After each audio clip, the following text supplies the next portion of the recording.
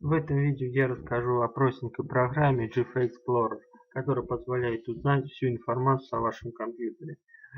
Ну, конечно, можно ее и так узнать, пощелкав по вкладкам, но с программой это намного проще сделать. Так, запускаем программу, и мы сразу же видим всю информацию о системе Windows. Какая версия системы установлена у вас, версию Service Pack, какая она система, 32-битная или 64-битная, версию фреймворка и многое другое. Также информацию о драйверах устройств, какие установлены, все версии, папки, куда сохранены.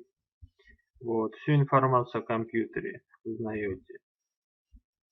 Программа достаточно простая, весит тоже очень мало. Эту информацию затем вы можете экспортировать, нажав кнопочку «Экспорт».